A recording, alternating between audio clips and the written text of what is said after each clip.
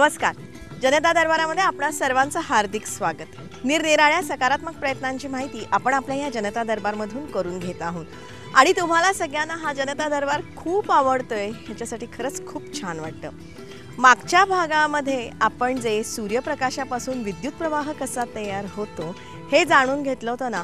हा भाग सगळ्यांना खूप म्हणजे खूप आवडलेला आहे. आमच्याकडे याच्यासाठी खूप छान प्रतिक्रिया येतात, अगदी भरभरून प्रतिक्रिया येतात आणि आम्ही तुम्हाला सांगू इच्छितो की साक्री इथला जो 125 मेगावॅट क्षमतेचा हा सौर ऊर्जेवरचा जो प्रकल्प आहे ना, हा देशातला नंबर 1 असाच हा प्रकल्प आहे आणि त्याची सगळी माहिती आपण खूप छान पद्धतीने जाणून घेतलेली आहे. त्या अनुषंगाने आम्हाला अनेकांनी विचारणा केलेली आहे की ह्याचं जे डिझाईन आहे म्हणजे घरातल्या सौर ऊर्जेचं ते तुम्ही आमच्यापर्यंत पोचवा. मंडळी, आम्ही आपल्याला सांगू इच्छितो की तुम्हीही तुमच्या पातळीवरती कुठेतरी संशोधन करा. अशा प्रकारचं आपण करू शकतो का हे तुम्ही ठरवा, ते तुम्ही आमच्यापर्यंत पोचवा आणि मग आम्ही आमच्या व्यासपीठावरून सगळ्यांच्याकडे पोचवू. अर्थात आम्ही आमच्याकडून ह्या पद्धतीचं सौर ऊर्जा प्रकल्प जे घरगुती आहे हे कसं करू शकतो हे आपण पुढच्या एखाद्या भागामध्ये नक्कीच जाणून घेणार आहोत. जनता दरबारचा उद्देश हाच आहे की आपण सगळेजण कुठेतरी सकारात्मक विचार करूया, विचारांची देवाणघेवाण करूया आणि त्यातूनच आपल्या सगळ्यांचं जगणं सुकर करूया. त्यासाठीच आमची अपेक्षा इतकीच आहे की जनता दरबारचे हे जे कार्यक्रम आहेत, ही जी माहिती आहे ना, ही जास्तीत जास्त लोकांपर्यंत पोचवा. त्याच अनुषंगाने आमच्याकडे जी माहिती आहे ती जनता दरबारच्या पेजवरती तुम्हाला लक्षात येईलच, किंवा या ज्या सगळ्या DVD आहेत ना याही तुम्हाला मिळू शकतात. त्यासाठी तुम्ही आमच्याशी संपर्क साधा. आमचा संपर्क पत्ता आम्ही जनता दरबारचं जे फेसबुकवरती जे पेज आहे त्याच्यावरती दिलेले आहे. तुम्ही आमच्याशी जरूर संपर्क साधा. जनता दरबारमध्ये सामील व्हा. त्यासाठीच तुमचा आमचा सर्वांचा जनता दरबार. जनता दरबारमधला आपला आजचा विषय ही खूप छान आहे, तुम्हाला सगळ्यांना आवडेल असाच आहे. आज पुन्हा एकदा आपण आदिवासी संस्कृतीविषयी जाणून घेणार आहोत. आदिवासी संस्कृतीचे इतके कंगोरे आहेत ना, आपण जितके जाणून घेऊ तितके ते कमीच पडतील. हजारो वर्षांपासून चालत आलेली ही जी आदिवासी संस्कृती आहे ना, ती आदिवासी समाजांनी जतन करून ठेवलेली आहे. अर्थात या संस्कृतीचं जतन आणि संवर्धन करण्याची प्रचंड गरज आहे. सरकारी पातळीवरून त्यासाठी खूप प्रयत्न केले जातातच आहेत. आपल्या राज्यामध्ये आदिवासी संस्कृतीचं जतन आणि संवर्धन करण्यासाठी TRTI म्हणजेच आदिवासी संशोधन आणि प्रशिक्षण संस्था कार्यरत आहे. आपण कधी ह्या संस्थेला भेट दिलीत ना, तर त्यांच्याकडे त्यांच्या संग्रहालयामध्ये आदिवासी संस्कृतीच्या वैशिष्ट्य दाखवणारी इतकी प्रचंड गोष्टी आहेत ना, ते बघितल्यानंतर अक्षरशः आपण थक्क होतो. TRTIच्या ह्या संग्रहालयामध्ये आदिवासींच्या देवदेवता आहेत.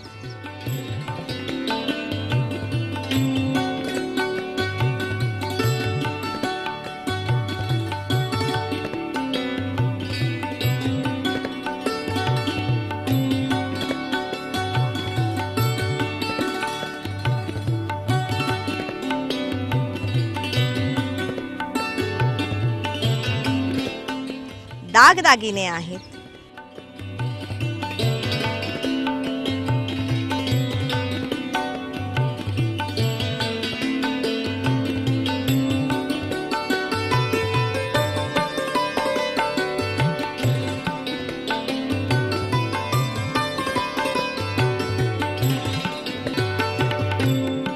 वस्त्र प्रावरण आहेत.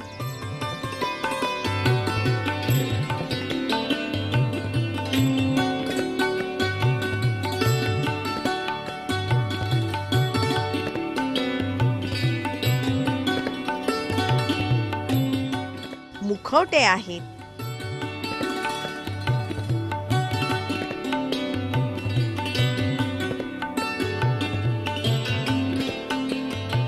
हस्तकला, चित्रकला आहेत.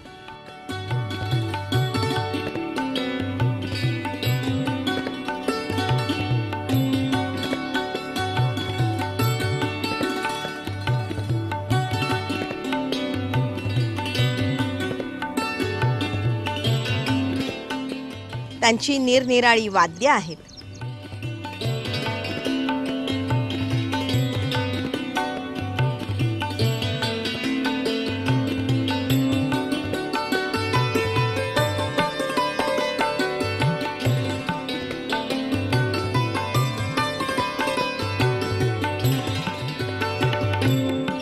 शेतीची अवजारं, हत्यारं इत्यादी विविध गोष्टी आपल्याला बघायला मिळतात.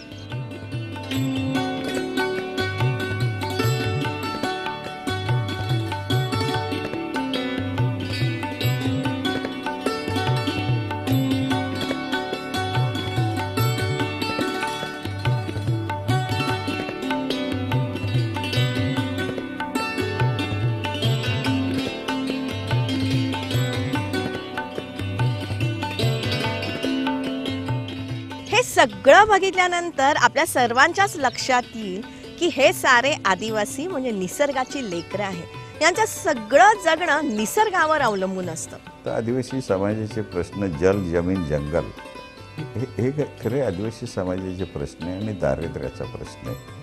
आणि म्हणून ही सगळी लढाई, हे 3 प्रश्न जर त्याचे सुटले, जल, जमीन आणि जंगल.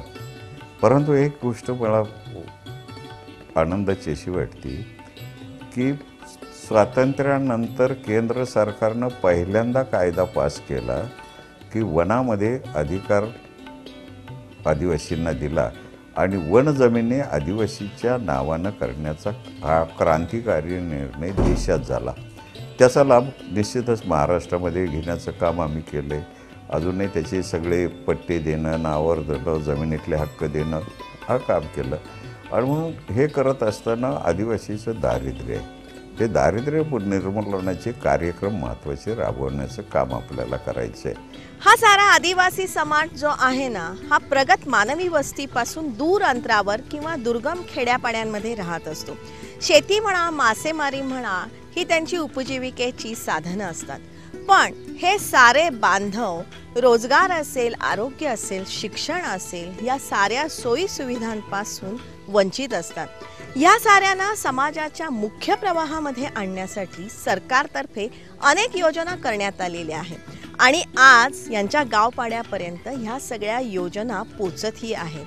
पण ह्या साऱ्या योजनांचे लाभ खऱ्या आदिवासींना मिळावेत अशी ही रास्त अपेक्षा असू शकते. म्हणजे एकच योजना 4 माणसं घेणार नाही, परत परत तीच. याच्यातनं योग्य लाभार्थी निवडेल, शेवटपर्यंतच्या माणसापर्यंत जाईल, ती योजना राबवण्याचं काम करते, पारदर्शकता आणण्याचं काम केलं पाहिजे. त्याच अनुषंगाने आदिवासी संज्ञा म्हणजे नेमकं काय हे जाणून घेणं आवश्यक आहे. भारतातील वेगवेगळ्या प्रांतात किंवा राज्यामध्ये जॉग्राफिकल आयसोलेशन किंवा अतिदुर्गम भागामध्ये राहणारे जे लोक आहेत त्यांना आदिवासी आपण म्हणतो. ते सहसा दुसऱ्या प्रवाहापासून अलिप्त राहतात, लांब राहतात, डोंगरावर, दऱ्यात, खोऱ्यात, जंगलामध्ये फार वर्षापासून ते राहत आलेले आहे. म्हणजे जॉग्राफिकल आयसोलेशन हा एक क्रायटेरिया आहे. हा सरकारने निकष लावलेला आहे आणि लोकल कमिटीनी पण हा निकष लावला आहे. त्यानंतर भारतातले व इवन दुसऱ्या देशातले शास्त्रज्ञांनी जो अभ्यास केलेला आहे त्यांच्यानुसार पण जॉग्राफिकल आयसोलेशन किंवा अतिदुर्गम भागात राहणारे जे लोक आहेत त्यांना तो एक. दुसरा, आदिवासी लोकांची वेगळी संस्कृती असते, भिन्न संस्कृती असते. उदाहरणामध्ये माडिया जमात जी आहे आपली भामरागडमध्ये सापडती, तिथं त्या बायकांच्या तोंडावर गोंडलेलं असतं आणि त्यांच्याकडे घोटूल संस्कृती आहे. म्हणजे तरुण मुलं मुली एकत्र येतात, गाणे शिकतात, त्यांच्या संस्कृतीबद्दल शिकतात वगैरे. वारली लोकांमध्ये वारली पेंटिंग आहे. आता पेंटिंग आपल्या शहरातल्या लोकांचा जो कॉन्सेप्ट आहे तो वेगळा आहे, पण त्यांना काहीतरी अर्थ किंवा मिनिंग अटॅच असतं. उदाहरणामध्ये देवचौक म्हणून एक पेंटिंग काढतात, त्याच्यामध्ये पलघट असते. पलघट म्हणजे पृथ्वी, आणि नंतर सूर्य, चंद्र, तारपा पण असतो. तारपा जे संगीत इन्स्ट्रुमेंट आहे, तारपा बेसिकली त्यांना नारायण देवाने म्हणजे पावसाचा जो देव आहे ते बक्षीस दिल्याचं प्रतीक त्या ठिकाणी आहे आणि त्यांची संस्कृती त्याच्यात रिफ्लेक्ट होते बेसिकली. दुसरी गोष्ट, आदिवासी लोकांमध्ये लिपी नाही आहे. There is no script for tribal dialect. त्यांची बोलीभाषा असते वेगळी, म्हणजे जी आपली रिजनल भाषा आहे मराठीपेक्षा वेगळी असते. उदाहरणार्थ भिल्लांमध्ये भिलोरी असते, गोंडांमध्ये गोंडी असते, कोलामामध्ये कोलामी भाषा, कोरकूमध्ये कोरकू, अशा वेगवेगळ्या डायलॅक्ट्स किंवा बोलीभाषा जी आहे हे आदिवासीची आयडेंटिटी आहे. आपल्या देशाच्या राज्यघटनेमध्ये सुद्धा आदिवासी समाजाबाबत स्पष्ट निकष देण्यात आलेले. आदिवासी हा वेगळा काय आहे याचे निकष बऱ्याच लोकांनी लावलेले. वेगवेगळ्या कमिटी किंवा समिती होऊन गेल्या, त्यातली लोकूर समिती एक आहे. त्याच्यानंतर मानवशास्त्रज्ञांनी पण बरेचसे निकष लावलेले आहे. पण सरकार पण म्हणजे जेव्हा घटना केली त्या टायमाला पण त्यावेळी पण हे जे निकष आहे सरकारचे पण निकष आहे की आदिवासी कोणाला म्हणावे, हे आर्टिकल 342मध्ये म्हणजे कलम 342मध्ये म्हटलेले आहे आणि पुढं 366मध्ये मला वाटतं डेफिनेशन पण दिलेलं आहे. म्हणजे कायद्यामध्ये आदिवासींची परिभाषा केली गेलेली आहे. आदिवासी कोणाला म्हणतात ही तरतूद केली गेलेली आहे. आपल्या देशाच्या इम्पिरियल गॅझेट ऑफ इंडिया याच्यामध्ये आदिवासींची स्पष्ट शब्दात व्याख्या दिलेली आहे. त्यांच्या अनुषंगाने a tribe is a collection of families bearing a common name occupying common territory and is a endogamous group, अशी ती व्याख्या आहे. पॅटर्न असा की मला त्याचा साथ माझ्या जीवनात अभिमान आहे की या देशात आदिवासीसाठी बजेट नव्हतं, म्हणून आदिवासीला शरद पवार साहेब मुख्यमंत्री असताना तर आदिवासी बजेटची मी संकल्पना मांडली आणि या देशातले पहिले मुख्यमंत्री शरद पवार, पहिला आदिवासी मंत्री मधुकर पेशव, देशाच्या आदिवासीचं बजेट वेगळं आम्ही देऊ शकलो देशाला आदिवासीचं. आपल्या राज्यामध्ये 1,05,00,000 इतकी आदिवासींची लोकसंख्या आहे आणि त्यांच्यामध्ये 45 लहान मोठ्या आदिवासी जमातींचा समावेश महाराष्ट्र अनुसूचित जमातींमध्ये करण्यात आलेला आहे. त्यामध्ये सह्याद्रीच्या दऱ्याखोऱ्यामध्ये महादेव कोळी, डोंगर कोळी, मल्हार कोळी, ढोर कोळी, ठाकर, ठाकूर ह्या जमाती राहतात. आणि जर का महाराष्ट्रातल्या आपण इतर आदिवासी जमाती बघितल्या ना तर त्याच्यामध्ये भिल्ल, गोंड, हलबा, हलबी, मावची, गावीत, पावरा, धानका, परधान, पारधी, वारली, कोरकू, कातकरी, कोलम, माडिया, गोंड, नायकडा, आंध इत्यादी प्रमुख आणि मूळ जमाती आहेत. त्यापैकी कोलम, कातकरी आणि माडिया गोंड ह्या जमाती आदिम किंवा प्राचीन जमाती म्हणून केंद्र शासनानं घोषित केलेल्या आहेत. आणि आपण अगदी जर का सातपुडा परिसरामध्ये गेलो ना तर तिथे भिल्ल, पावरा, मावची, कोकणी ह्या जमाती आहेत. कोकण विभागामध्ये वारली, ठाकूर, कातकरी, कोळी महादेव, कोळी ढोर, कोळी मल्हार, दुबळा इत्यादी जमाती आहेत. विदर्भ आणि मराठवाड्यामध्ये गोंड, परधान, कोलम, कोरकू, माडिया, कवर इत्यादी जमाती आपल्याला दिसतात. अनादी काळापासून दऱ्याखोऱ्यात वास्तव्य करणाऱ्या आणि मानवी जीवनाच्या मूलभूत गरजांपासून वंचित राहिलेल्या ह्या आदिवासींना समाजाच्या मुख्य प्रवाहात आणण्यासाठी शासन पातळीवर खूप प्रयत्न होत आहेत. आणि म्हणून त्याच्यासाठी आरोग्याच्या सोयी या सरकारने केल्यात, अंगणवाडींच्या सोयी केलेल्या आहेत. तसं आता जागृतीचं काम केलं पाहिजे आणि म्हणून हे जागृतीचं काम आणि विकासाचं काम करण्याचं महत्त्वाचं काम आहे. म्हणून याची फार मोठी दखल, गंभीर दखल या सगळ्या प्रश्नांची केली. आदिवासींच्या अंगभूत गुणांना वाव मिळावा ना म्हणूनही शासन पातळीवरती खूप प्रयत्न होत आहेत. आणि त्याच अनुषंगाने आदिवासींची ही जी वारली चित्रकला आहे ना ती आज जगभरामध्ये पोचलेली आहे. त्यातूनच ह्या आदिवासी चित्रकारांना खूप फायदा होतोय. वारली चित्रकला ही त्या चित्रकलेचा उगम सांगायचा म्हटलं तर अश्मयुगातली जी दगडावरची कला होती त्या कलेमध्ये आणि वारली चित्रकलेमध्ये त्यात थोडंफार असं साधर्म्य आहे. वारली चित्रकला आणि दगडावरची अश्मयुगातली चित्रकला. तर ही वारली चित्रकला म्हणजे हा जो समोर तुम्हाला चौक दिसतो, सुरुवातीला जी ही वारली चित्रकला ही पुरुष काढत नसत. ही खरी म्हणजे स्त्रियांची कला आहे. लग्न समारंभ असला की असा वारली समाजामध्ये चौक काढला जायचा. तो या चौक काढण्यासाठी तांदळाची पेस्ट वापरली जायची. तांदळाच्या पेस्टने सुवासिनी गाणी म्हणत हा चौक त्या रेखाटायच्या भिंतीवरच्या आपल्या कुळावर. आणि हा चौक रेखाटल्यानंतर जे काही आपले कुलदैवत आहे वारली समाजामध्ये ते कुलदैवत या चौकाखाली ठेवून त्यांची पूजा अर्चा केली जायची. आदिवासींच्या हस्तकला ज्या आहेत ना किंवा विविध ज्या गोष्टी आहेत ना त्या गोष्टींमुळे आज अनेकांचे दिवाणखाने शोभून दिसत आहेत. त्यात बांबू असेल, वेत असेल किंवा अगदी कागदापासून तयार केलेल्या विविध गोष्टींचे नजराणे असतात. त्याच अनुषंगाने वेतापासून सूप कसं तयार करतात ना तेही आपण जाणून घेऊया. आता हे बी सूप बनवतो. सूप त्याच्यासाठी हे लाकूड कुठलं आहे? आता हे मेस बांबू आहे. मेस बांबू. मेस हा कुठे मिळतो? येलू येलू म्हणतात याला, येलू. हिंदीमध्ये येलू म्हणतात. बर आमच्या भाषेत मेस म्हणतो आम्ही. बर. तो बाहेरून आणतो किकीवरून. कितीवर? एक 30 रुपयानं भेटतो. कापून हे असं तयार होतं. असं ते तयार. काय- ते कशाने कापायचं? ते एकच आहे आमच्याकडे काय? करवत.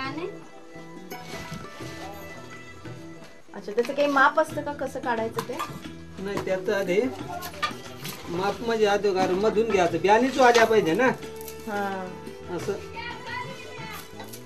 ही तुटता कामा नाही, तुटत नाही का हे? नाही तुटते पण ती आपल्याला सांभाळून काढायला पाहिजे ना.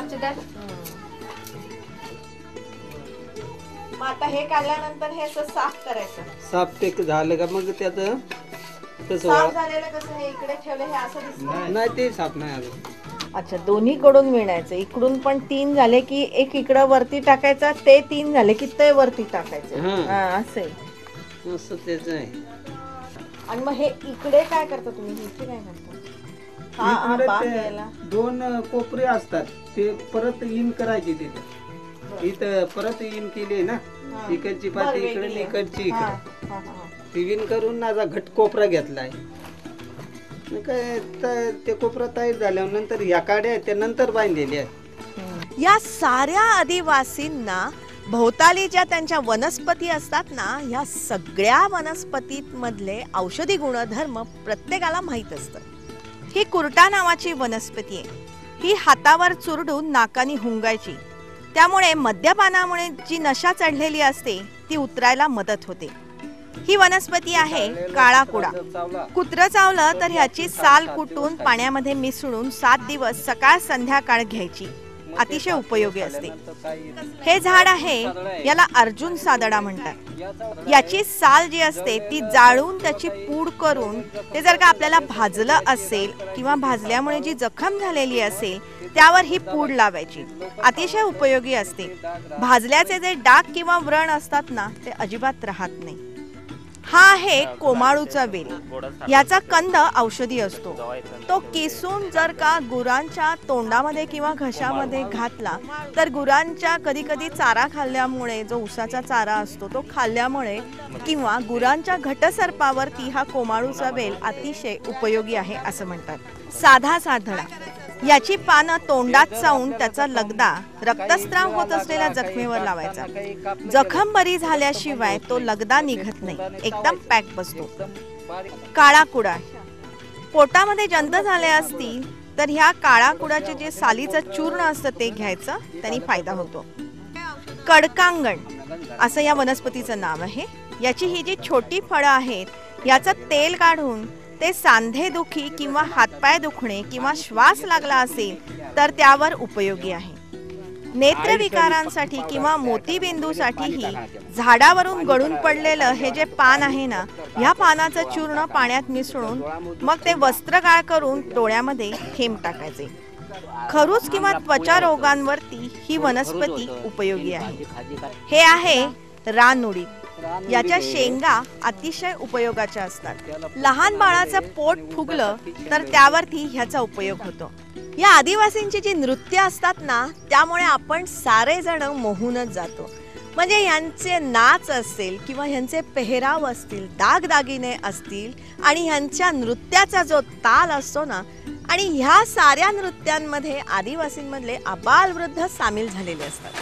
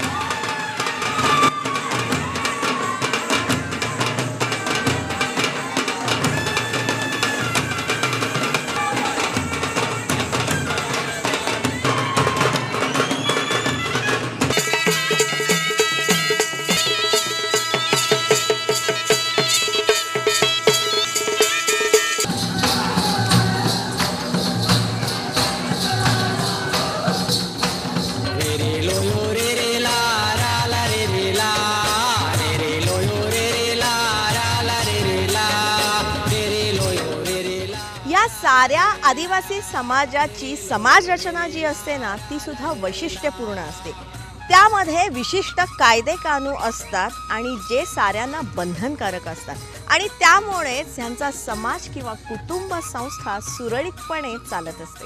गानावर माय गानावो दोन्हीटियाचा गानावो गानावर माय गानावो दोन्हीटियाचा गानावो गाना भरीते इलाचा वाचिनो गाना भरीते इलाचा वाचिनो गाना भरीते इलाचा वाचिनो गाना भरीते इलाचा वाचिनो गानावर माय गानावो दोन्हीटियाचा गानावो भरीते निरायचा वाचिनो गाना भरीते आणि मला वाटतं की या सगळ्या आदिवासी विकासाचे प्रयत्न आहेत, त्याच्यातनं तो माणूस स्वाभिमानी आणि स्वयंभू होईल आणि आत्मविश्वासाचा माणूस निर्माण होईल आणि हे घडलेलं मला दिसतंय. शेकडो वर्षापासून चालत आलेली ही वैविध्यपूर्ण आदिवासी संस्कृती आहे ना, ही आपल्या सर्वांपाशी असलेला एक मौल्यवान ठेवा आहे. त्याचबरोबर ह्या साऱ्या आदिवासींना समाजाच्या मुख्य प्रवाहामध्ये सुद्धा आपण आणणं आवश्यक आहे. शेवटचं सांगणं, हिशोब दे हिश्श्याचा करून. आमच्या बापजाद्यांनी दिलं होतं उसणं. भीक नाही मागत, आमचे आहे तेच मागतो. आम्ही आदिवासी देशाचे मालक, देश आमचा आहे म्हणून हिस्सा मागतो. भारत माता की भारत माता की आदिवासी संस्कृतीची गुणवैशिष्ट्य सांगणारा हा एपिसोड आपल्याला कसा वाटला हे तुम्ही जरूर आम्हाला कळवा. त्यासाठी आमचा ईमेल ID आहे janatadarbar@yahoo.in. या आमच्या ईमेल ID वरती तुमच्या सूचना असतील, विचार असतील, मनोगत असतील, प्रतिक्रिया असतील ते तुम्ही लवकरात लवकर आमच्यापर्यंत पोहोचवा. किंवा जनता दरबारचं एक स्वतंत्र पेज फेसबुकवरती आहे, त्याच्यावरती आम्ही खूप माहिती दिलेली आहे.